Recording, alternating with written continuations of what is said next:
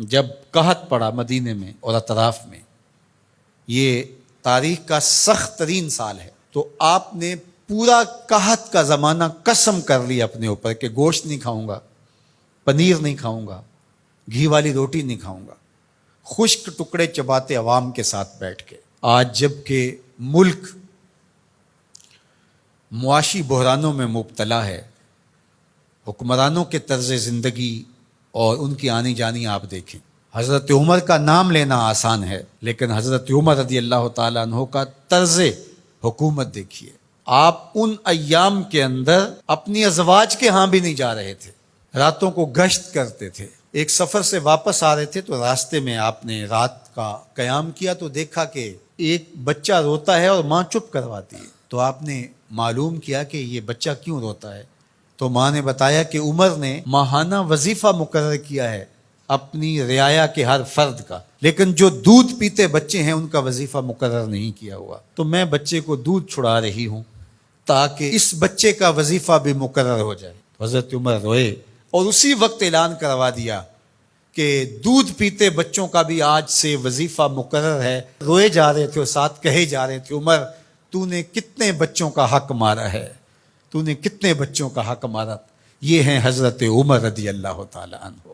کفار کے لیے ان کی سختی، ایک وہ آپ کا باب ہے، ابو الخویسرہ ہو یا منافقین ہو، یا وہ شخص جو حضور کو کہتا ہے آپ عدل کیجئے، یا حضور کے فیصلے کا جو انکار کرتا ہے، حضرت عمر کی تلوار کیسے فیصلہ کرتی ہے، ایک وہ پہلو ہے، اور دوسرا رعایا کے لیے حضرت عمر رضی اللہ تعالی عنہ کی یہ نرمی اور دل کے اندر یہ رقت اور یہ پیار، یہ حضرت عمر نے فلاحی ریاست کا وہ تصور دیا تھا جس سے اپنی رعایا کو اس طرح سے سہولت دی جاتی ہے۔ اسلام کا نظام رحمت ہی ہماری زندگی کی خوبصورتی کی ضمانت ہے۔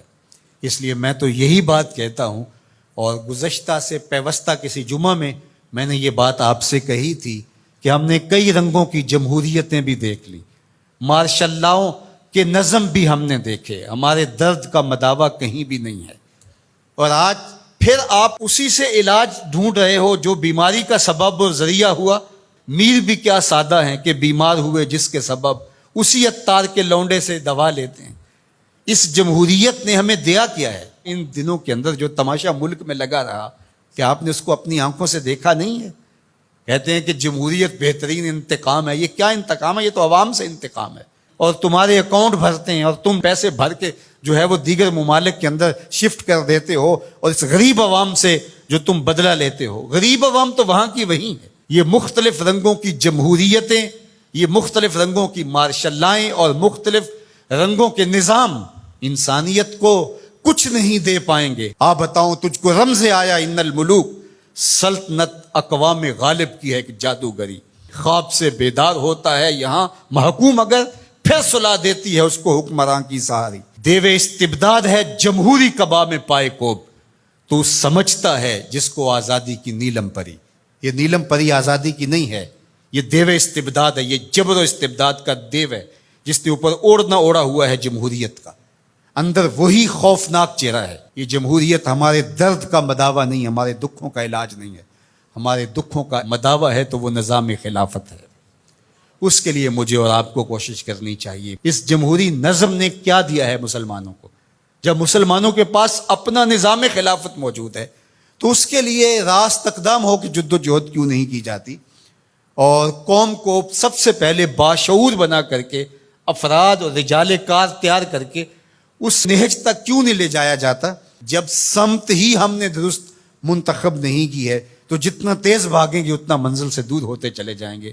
اس لیے اسلام کا نظام خلافت جس نے پرامن زندگی کا نور دیا، اسلام کا خلافت راشدہ کا دور دنیا کی تاریخ کا سنہرا دور ہے۔ تو حضرت عمر کا زمانہ دیکھیے اور ان کا انداز حکمرانی دیکھیے، فلاحی ریاست کا تصور دیکھیے، لوگوں کے حقوق جو انہوں نے دیے، یہ انسانیت کے حقوق کے چارٹر کے اندر جو باتیں لکھی ہیں، یہ چربہ حضرت عمر رضی اللہ تعالی عنہ سے لیا گیا۔ یہ سب سے پہلے قول حضرت عمر کا تھا کہ انسانوں کو ان کی ماں نے آزاد پیدا کیا ہے، کسی کو حق نہیں ہے کہ ان کو غلام بنا سکے۔ تو انسانی آزادی کا وہ تصور اسلام نے دیا ہے۔